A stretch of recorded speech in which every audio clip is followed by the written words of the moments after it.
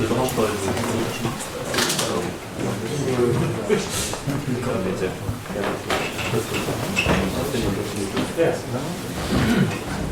everyone and welcome to this session. Today we're going to talk about the lessons we learned using Gartner as a KaaS provider with OpenStack. My name is Dmitry and here we have also Maksim. We are from Codification, and what do? We deploy OpenStack clouds, mostly private clouds with GitOps orchestration. We also contribute to OpenStack and work with customer requirements a lot.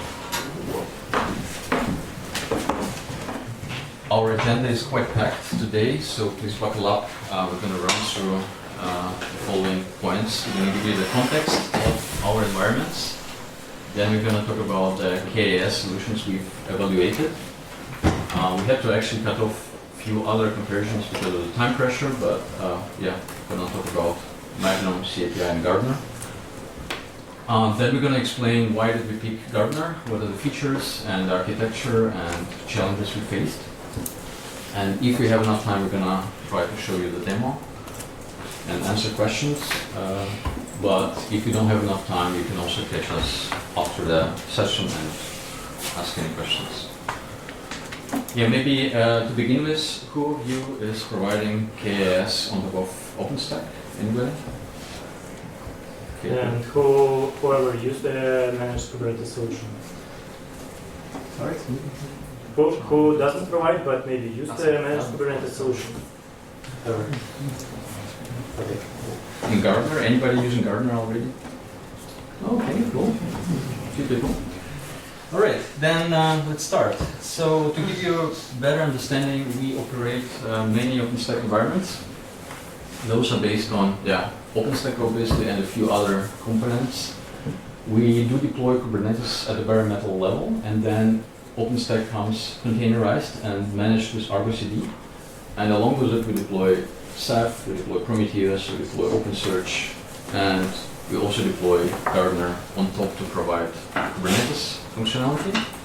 We do have small support team, and therefore, everything must be highly automated to make the day two operation sustainable. Now, obviously, some customers want to have Kubernetes-as-a-Service, and the typical requirement would be to keep things simple, have automatic upgrades for Kubernetes, one-click upgrades. Some other requirements commonly include automatic scaling. Some companies want to have OIDC integration, and obviously the list goes on. Different teams want to have different CNIs, different CRIs, and so on and so forth. And if you work with Magnum, you know that it doesn't support all of those. So let's see, specifically Magnum and heat driver. So the heat driver, for those of you who don't know, it's already deprecated, and the current approach suggested by the OpenStack ecosystem is to use the API driver with Magnum. But looking back, when we did the evaluation, obviously you get native integration with OpenStack, and also the UI and community is there. But the heat driver had some issues, and sometimes things didn't work as expected. If you had leftovers, you would have to go and clean all over the place. Debugging was complex because you need to debug basically all of the OpenStack components. You need to debug the heat itself, the Magnum, Nova, Cinder, Neutron, and the VMs with Kubernetes itself. So it didn't look like a solution that would meet all our needs. Then other option we looked into is Cluster API. That was, again, already some time ago. It was definitely a much more modern approach and a declarative approach. It is definitely also easier to use for admins. And the community is also there. The CNCF community is very big. However, you would not have an actual UI for the end users. The monitoring observability back in the days wasn't there. I think now it's in. And OpenStack integration was back in the day in alpha state. I think it's still beta, but well, that's what we run. So when I'm talking about the cluster API, this is actually not about Magnum with cluster API driver because it's appeared somewhat later, and I think yeah, this is the solution that most of the companies are moving towards today. But in our case, we went further, and we went with Gardener. Gardener comes with certain advantages and disadvantages. So it is also a declarative approach, and you actually have Kubernetes on top of Kubernetes to manage Kubernetes. We're going to see it in a second. What does it mean? What you get is you get nice observability stack out of the box, including like industry standard tools. So this is very handy. You also get a dashboard, own dashboard in CLI, and a role-based access control. So from the end user's perspective, it's actually easier to use. Yeah? On the other hand, it is much more complex. Yeah? The setup is more complex, you have many elements, you don't get integration with Horizon dashboard, and some of the extensions are actually in V1 alpha state, meaning that, well, they can change. So you have to be ready for that. As I mentioned, we left over some other versions for the sake of saving time. So, yeah, we chose Gardener, and we chose it also for sake of features. So besides supporting OpenStack, Gardener supports all major hyperscalers like AWS and Azure and Google. And everything is declarative, and you get also nice features like embedded monitoring and one-click securification. So it's easier, you don't have to build this automation around it.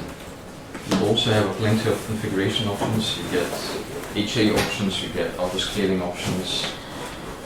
You can separate management clusters a lot, and you can extend Gardener a lot because it follows extensible architecture. So you can write your own extension, you can use existing extensions that are made, and yeah, which makes it all a very flexible platform. So when we talk about Gardener, we need to distinguish three types of clusters. First and foremost, you get a Gardener cluster. This is the main cluster which hosts a Gardener API and a bunch of Gardener controllers. You would typically have just one Gardener cluster. Then you would have one or multiple seed clusters. The seed cluster is a management element which actually hosts the control planes of end-user Kubernetes clusters. And because I mentioned you can support multiple cloud providers with Gardener, you can have one seed cluster for OpenStack, and you can have one seed cluster for GCP, AWS, and so on. And you would have the same standardized API to provision Kubernetes clusters across all platforms. So yeah, this is very nice. And yeah, the shoot clusters are the clusters that end users actually get, and those are the clusters that Gardener manages for the workloads. Now we need to talk about Gardener architecture, which is something called Kubeception, like the movie Inception, because it is Kubernetes on Kubernetes. And in the seed clusters, yeah, in the management clusters, you would have essentially dedicated namespaces for all control plane components of your shoot clusters. So your end user clusters, they would be running on some virtual machines, whether those in OpenStack or somewhere else, with kubelet and standard Kubernetes components. And they would be communicating through a load balancer with their control plane part. So with the API server, with etcd, with scheduler, and so on. And then in one seed cluster, you would have many namespaces, as many namespaces as many shoot clusters you have. And the benefit of this approach is that you get a lot of efficiency, so you can squeeze in a lot of control planes inside of your seed cluster. You can also scale those elements separately based on how big your end user clusters are. Yeah, what is not actually depicted here is that for the reverse communication, because Gartner does the monitoring, as I explained before, you actually also have a VPN in the opposite direction. That's how the architecture looks like. Then let's move on. As I explained, Gartner manages this whole control planes, and to manage the nodes, the worker nodes of your Kubernetes cluster, it has a special machine controller manager, and this you can run depending on the target platform. So you would have one cluster per your target cloud, whether it's OpenStack or something else, and this will handle the management of the worker nodes. Yeah, what is cool about Gartner is that you can do all kinds of auto-scaling. So obviously you can add more worker nodes. There's a cluster autoscaler by default, but there's also HPA and VPA enabled, the horizontal pod autoscaler, the vertical pod autoscaler. Those things work out of the box to come with Gartner by default.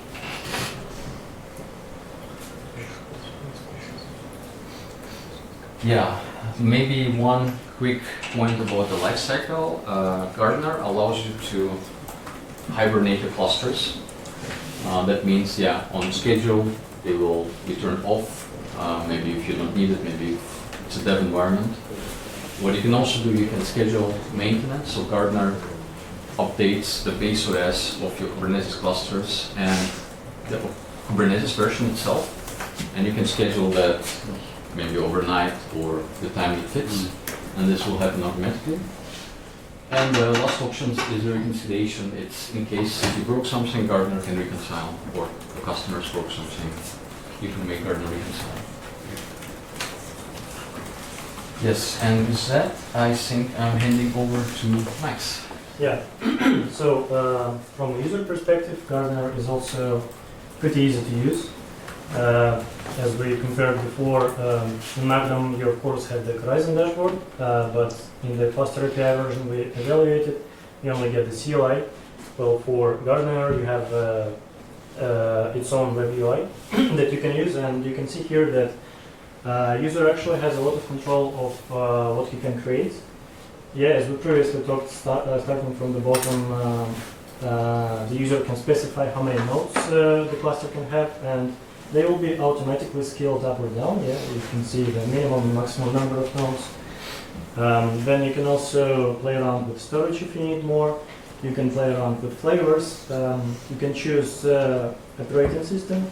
Yeah, the recommended one is Garden Linux, but you can also have Ubuntu, and spoiler alert, you can also make your own extension to support some other operating system if you need. Yeah, you can use container runtime. You can use well, it's not shown here, but you can also use you can also choose the network interface. Yeah. On top of that, you can see that when you, as an operator, set up Gartner, you configure the default DNS domain that will be automatically used for all the chip clusters. But as an end user, if you want to use some other domain, you can also do that by providing your own credentials. Yeah. So with so many choices, also comes the flexibility and how is it supported in such a solution. The answer is extensions. So just like Kubernetes, Gartner is also follows the same conception, and it can be extended by its plugins or extensions. Yeah, you have a set of plugins already available developed by the Gartner team, like to choose the operating system, to choose the CNI, and so on. But you can also write your own extension. Like, for example, if you want to provide your users with the pre-installed GitOps tool like FluxCD, there is also an extension for this, and yeah, you can write your own. Talking about some built-in extensions, observability is also provided by it. You get metrics and logs out of the box when you install clusters, when users create clusters. And this observability also is available in management clusters, so you get a nice overview of the workloads, the machines that are running, and you also have one interface to troubleshoot the system when something goes wrong. The last point and the feature is enhanced security. It's also a nice plus if you have some compliances, maybe PCI DSS or GDPR. So you can rotate secrets manually by hand, and but they're also rotated automatically. This is done automatically for chip clusters and for management clusters.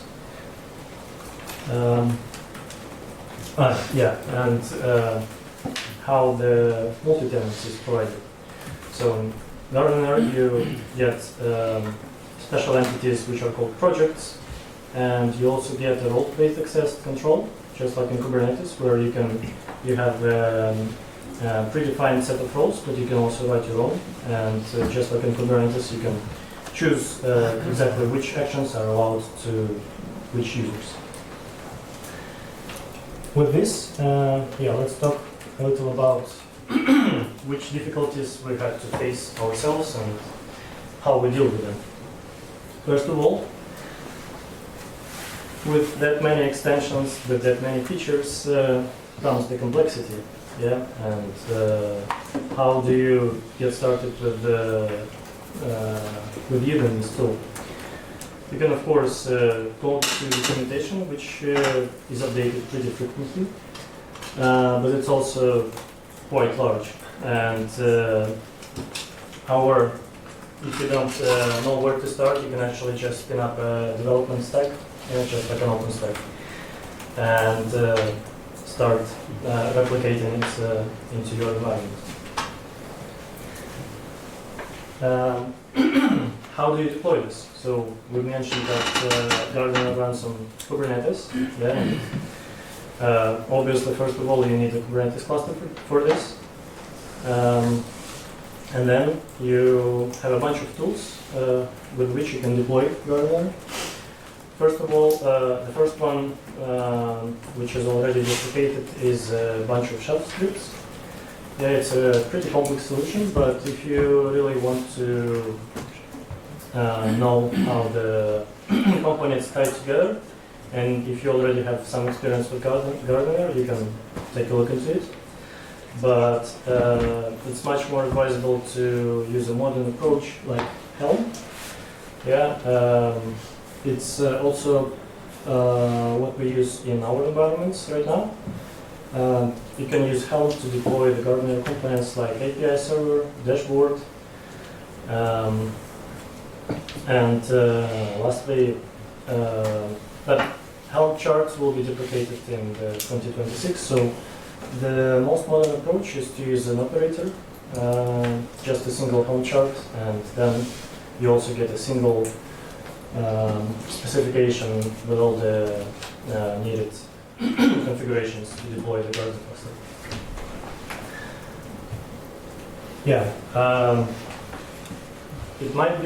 It might sound like a good idea to host your seed cluster or the management cluster in a production cluster in Kubernetes if you already have one. But first of all, it's not recommended by the documentation, and the reason for this is that Gardener actually has full control of, almost full control of your Kubernetes cluster. It will and can deploy different kinds of entities like ingress controllers, like databases, create namespaces, and it also uses heavily resources, limits and requests. So if you have something important running in your Kubernetes cluster and you do a seed cluster inside of it, then they might just fight for all the same resources. And for this, you typically want to create a dedicated cluster for management seeds. So many components, and you might be wondering how to upgrade them all. This is specifically in regards to upgrading the Gardener, because Gardener handles upgrade of the shoot clusters, so end user clusters, they are upgraded very nicely, and with a management like window in the schedule. So this is specifically in regard to the Gardener itself. But as an operator, yeah, you have to deal with operating the system itself, and you get all kinds of controllers. You get Gardener API, controller manager, scheduler, resource manager, Gardener Labs, extensions, and so on. And it's actually quite nicely depicted in documentation, and if you already know and worked with Kubernetes, then it might be easier to follow. One thing that's to keep in mind here is that Gardener has a pretty rapidly changing or active development. It has a 14-day release cycle compared to Kubernetes, which has a 120 days. So the recommended way, of course, for Kubernetes is not to skip binary versions, which is also recommended in Gardener, but spoiler, you can actually do this, but at your own risk. Yeah, and another point is that you have Gardener, which runs on Kubernetes, so you also have to upgrade the underlying one. But Gardener heavily depends on Kubernetes, and this brings up the question that you first have to upgrade all of the Gardener components, and only after this you can upgrade your Kubernetes where the Gardener runs, which is quite a lot of work if you have a lot of planning in clusters. In this case, Gardener team has their own solution. You can, just like for shoot clusters, you can create control plane components like API server and resource manager. Run them in the same cluster just for Gardener, so you have you have independence between the underlying cluster and the Gardener itself. Yeah. Just a few points about the system itself. It has a pretty big community, so you might imagine it's trusted by a lot of cloud providers as well. Yeah, it's a pretty mature solution. That's also another reason why we chose it. So I guess this brings us to the point of demo. Yeah, but First, maybe we want to ask questions. yeah. Little questions. I have a question concerning DNS. Since Gardener is managing the APIs of the different cloud providers, you know, when you set up a new VM, you get the feedback, what is the host name and what's the IP address. And if you're in a company running your own internal DNS systems, the company is somewhat bigger, you know. You don't gain much, you know, when this DNS data is stored in Azure or in RBS DNS, you know, you want to see it in your own DNS. Is this option possible? I mean, the data is available in Gardener. Actually, you could feed it in your own DNS, you know. Yeah, of course. In fact, if you deploy Gardener on OpenStack, it would integrate with Designate. With Designate, yeah, but if I deploy it in Azure, for example, I still, yeah, and Designate I run as a subdomain in the company internal DNS. You know, and I want to have a second branch, you know, let OpenStack, you know, AWS, for example, and then, you know, I want to see the systems, you know, in my company, you know, subdomain, you know, which I deploy there. Because, you know, the public DNS wouldn't be accessible from AWS. So here are the two parts of the question. I believe that first of all, you are talking about that about the situation where you have multiple regions, yeah, or multiple cloud providers. Multiple cloud provider. Yeah. So for actually for each cloud provider, you can what you can do and what is what's shown on the diagram. Here. You can deploy a dedicated management cluster, and for each management cluster you can configure its own DNS provider. So being that in AWS you can use Route 53, in Azure you can use Azure. Yeah, but I want to deploy the VM in Azure, but I want to put the data in the company internal DNS. Yeah, you can also do this. Yeah. So if it's not one of the supported DNS providers that were listed on the other slide, you can also write your own extension to maybe use. For example, you don't even designate in the OpenStack world. It's working fine for the VMs, but for the underlying hardware, we are using Power DNS. So, and in this case, on Power DNS, you easily can remote control via HTTP access, update the data. That's not a big deal. And in this case, of course, you can use Power DNS for the machines deployed in a dedicated subdomain for the machines deployed in Azure, for example. Yes. But actually, typically you don't necessarily, I'm not sure what would be your use case, but you don't usually care about DNS names for the machines themselves when you have a cluster, because you interact with the API of the cluster. And the second DNS that you usually get is for ingress to route the traffic into the cluster. The ingress IP addresses, for example, I have them integrated as well, and sometimes you need to have, even from the container, direct IP connectivity. It's accessible for users. That's it.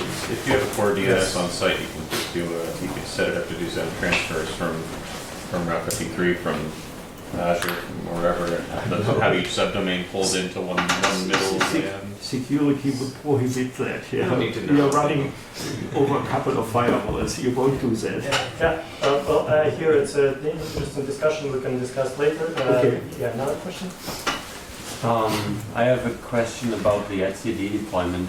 Since it's using PVCs, what are you using underneath? Do you use Ceph PVCs or do you local storage? Answering your questions, etcd is deployed in the management clusters and in the end user clusters, right?